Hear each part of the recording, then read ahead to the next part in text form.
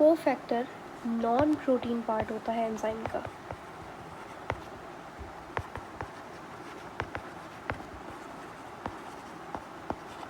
क्या हर एंजाइम के पास कोफैक्टर होता है? नहीं, not every enzyme have a cofactor और रिक्वायर अ कोफैक्टर।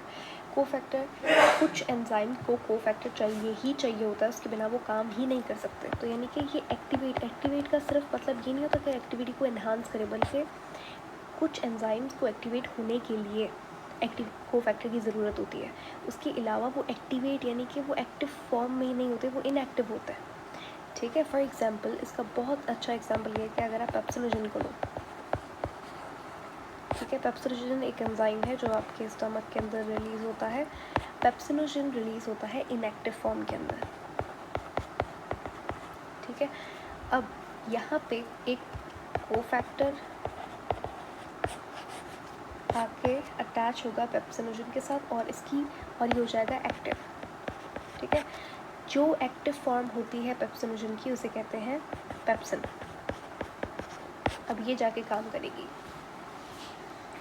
तो यानी कि पेप्सिनोजन काम ही नहीं करता क्योंकि वो इनएक्टिव फॉर्म में था। दिस वाज इनएक्टिव, तो मैंने लिख दिया पहले से। इसी तरीके से आपके सलाइवा के अंदर एक एंजाइम होता है जो कि इनएक्टिव फॉर्म के अंदर रिलीज़ होता है एंड देन वो उसे एक्टिव करना पड़ता है बाय अटैचिंग अ कोफैक्टर। अब कोफैक्टर कुछ भी हो सकता है। कोफैक्टर मॉलिक्यूल अपना इनऑर्गेनिक मॉलिक्यूल भी हो सकता है, ऑर्गेनिक भी हो सकता है, लेकिन नॉन प्रोटीन होगा, प्रोटीन नहीं होगा। ठीक है, ये बात याद रखिएगा, सारे कोफैक्टर जितने भी टाइप्स हैं कोफैक्टर्स के वो नॉन प्रोटीन होंगे, अमाइनो एसिड से बने हुए नहीं होंगे। तो कोफैक्टर 3 तरीके के होता है। पहला होता है एक्टिवेटर। ठीक है, there are 3 types of cofactors. पहला है एक्टिवेटर, दूसरा है prosthetic group and third is coenzyme. इन तीनों को हम लोग पढ़ते हैं। पहले बात करेंगे एक्टिवेटर के बारे में। ठीक है, activator one of the cofactor है। ठीक है, और अगेन एक्टिवेटर कुछ भी हो सकता है, कोफैक्टर कुछ भी हो सकता है। तो एक्टिवेटर एक ऐसा कोफैक्टर है जो कि इनऑर्गेनिक एलिमेंट से बना हुआ होता है। इनऑर्गेनिक मॉलिक्यूल्स को एक्टिवेटर कहते हैं, जो कि कोफैक्टर की तरह काम करता है। ठीक है, उसके बाद अब इनऑर्गेनिक एलिमेंट क्या होता है, यानी कि देखो हमारे पास 2 तरीके के मॉलिक्यूल्स होते हैं, एक होता है ऑर्गेनिक, एक होता है इनऑर्गेनिक। ऑर्गेनिक क्या होता है, जो कि कार्बन कंपाउंड से बने हुए हो। ठीक है, और बाकी जितने भी ऑर्गेनिक के अलावा मॉलिक्यूल्स होते हैं दैट आर इनऑर्गेनिक। जैसे कार्बन डाइऑक्साइड इनऑर्गेनिक है। ठीक है, कार्बोनेट ये इनऑर्गेनिक है। जितने भी आयन्स हैं वो इनऑर्गेनिक है, जैसे कॉपर, जिंक, मैग्नीशियम, ये इनऑर्गेनिक है। ठीक है, मेटालिक आयन्स जैसे आप कह सकते हो। ठीक है, फॉर एग्जांपल कॉपर हो गया। ठीक है, मैग्नीशियम हो गया, उसके बाद जिंक हो गया। तो ये सारे क्या है, कोफैक्टर्स हैं, ये सारे इनऑर्गेनिक एलिमेंट्स हैं। और ये वाले जो कोफैक्टर्स हैं इन्हें क्या कहेंगे, एक्टिवेटर्स। याद रखिएगा एक्टिवेटर के बारे में, ये पॉइंट बहुत इंपॉर्टेंट है कि ये इनऑर्गेनिक एलिमेंट्स होते हैं। ठीक है, अब यहाँ पे एग्जांपल कर लेते हैं। एक हमारे पास एंजाइम होता है रुबिस्को। अच्छा, रुबिस्को नाम का एंजाइम जो है उसे एक कोफैक्टर की ज़रूरत होती है, और वो कोफैक्टर क्या होता है, एक्टिवेटर है। ठीक है, कोई भी इनऑर्गेनिक मॉलिक्यूल है, वो कोई भी नहीं, स्पेसिफिक इनऑर्गेनिक मॉलिक्यूल है। अब जिनको नहीं पता रुबिस्को क्या है, रुबिस्को एक ऐसा एंजाइम है जो कि फोटोसिंथेसिस के अंदर इस्तेमाल होता है।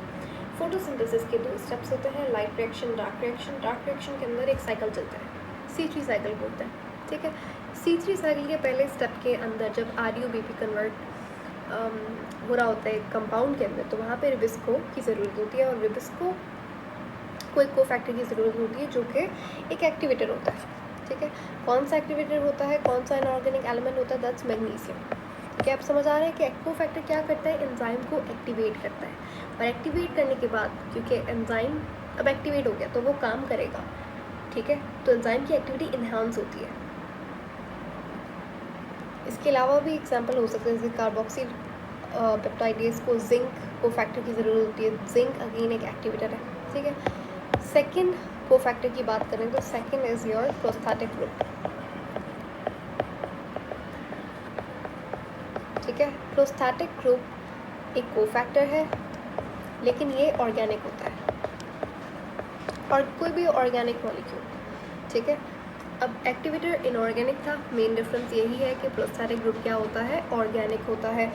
हर देखो एंजाइम के साथ एक्टिवेटर हमेशा अटैच रहेगा, इंपॉर्टेंट नहीं, लेकिन कुछ कोफैक्टर्स ऐसे होते हैं जो कि एंजाइम के साथ हमेशा अटैच्ड होते हैं। तो प्रोस्थेटिक ग्रुप एक ऐसा कोफैक्टर है जो कि एंजाइम के साथ फर्मली अटैच्ड होता है, ठीक है।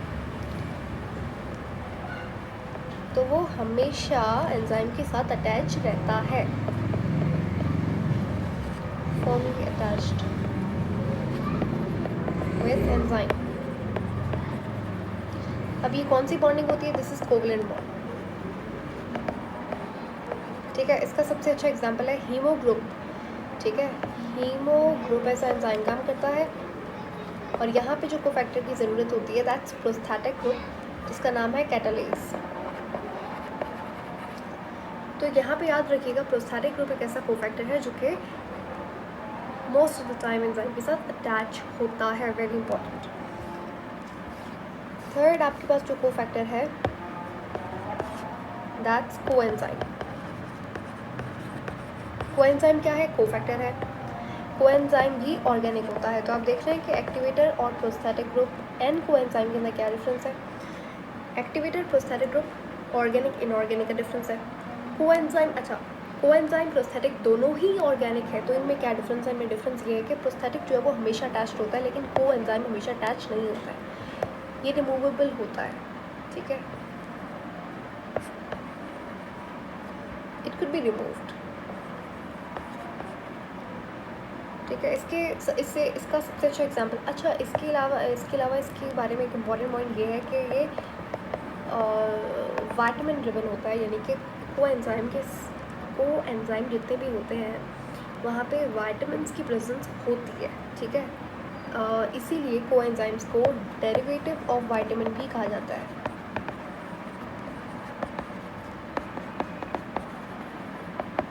इसका बहुत अच्छा एग्जांपल जो कि आपने सुना होगा NAD एंड FAD। NAD क्या होता है, FAD क्या होता है। NAD FAD अगर आपने बायोएनर्जेटिक्स पढ़ा हुआ है तो it will be simple for you, क्योंकि NAD और FAD का बहुत बार जिक्र होता है बायोएनर्जेटिक्स के अंदर जब आप पढ़ते हो फोटोसिंथेसिस और रेस्पिरेशन। अगर नहीं भी पढ़ा है ओके। NAD और FAD जो है वो जैसे ATP है एनर्जी करेंसी, वैसे ही NAD FAD के पास भी एनर्जी होती है। और NAD FAD जैसे मॉलिक्यूल्स जो है पहले ATP के अंदर कन्वर्ट होता है और फिर ATP एनर्जी बनाता है, ठीक है।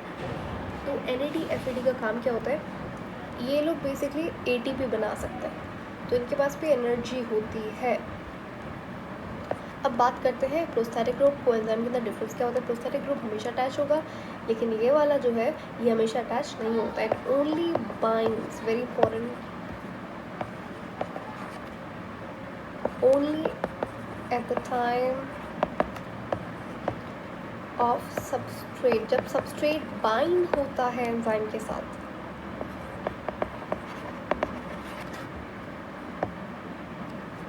जब बाइंड होता है सबस्ट्रेट एंजाइम के साथ तब ही वो एंजाइम अटैच होता है।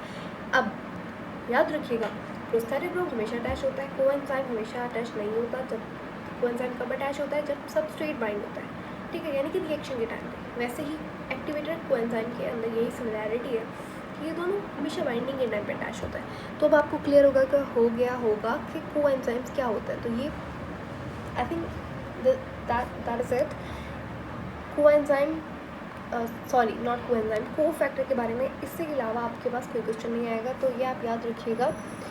कुछ कोफैक्टर्स है जो मैंने इंपॉर्टेंट यहाँ पे लिख दिया, जैसे कि ये लिबिस्को का कोफैक्टर क्या होता है, मैग्नीशियम होता है। हीमोग्लोबिन का कोफैक्टर क्या होता है, कैटालेज होता है। कोएंजाइम्स कैसे होते हैं, विटामिन ड्रिवन होते हैं। प्रोटीन्स होते हैं, कैसे होते हैं, तो विटामिन ड्रिवन होते हैं। NAD क्या है, कोएंजाइम है। तो इस तरीके के questions are expected to come. उसके अलावा एक और इंटरेस्टिंग चीज़ जो आपको पता होनी चाहिए, दैट्स देखो एंजाइम जो है वो दो कैटेगरीज के अंदर उसे डिवाइड किया है। एंजाइम विथ कोफैक्टर, यानी कि वो एंजाइम जिसके साथ कोफैक्टर अटैच्ड है उसे कहते हैं एपोएंजाइम। ठीक है, और वो एंजाइम जिसके साथ अभी कोफैक्टर अटैच नहीं है उसे कहते हैं होलो एंजाइम।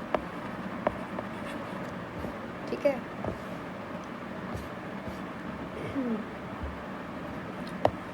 यहाँ पे एग्जाम्पल अगर मैं आपको बताऊँ, फिर से पेप्सिनोजन की बात करते हैं। पेप्सिनोजन एक ऐसा एंजाइम जो आपके स्टमक के अंदर पाया जाता है। पेप्सिनोजन इनएक्टिव है, इसे कोफैक्टर की ज़रूरत होती है। अब पेप्सिनोजन क्या है? इनएक्टिव है, यानी कि पेप्सिनोजन एक होलो एंजाइम है। ठीक है, अभी तक कोफैक्टर अटैच नहीं हुआ, लेकिन जैसे ही मैंने कोफैक्टर अटैच कर दिया तो ये क्या बन गया? एक एक्टिव फॉर्म के अंदर आ गया। ठीक है, एक्टिव फॉर्म को पेप्सिन कहते हैं। और अब ये क्या हो गया? Apo enzyme. Apo enzyme. ठीक है, तो ये था कोफैक्टर्स के बारे में जितना भी हमने करना था, दैट इज़ इट। अब हम लोग पढ़ेंगे इनहिबिटर्स क्या होते हैं और इनहिबिटर्स का क्या काम होता है। यहाँ पे मैं लिखने जा रही हूँ इनहिबिटर। अभी तक आपने क्या पढ़ा? अभी तक आपने एंजाइम के बारे में पढ़ा, एंजाइम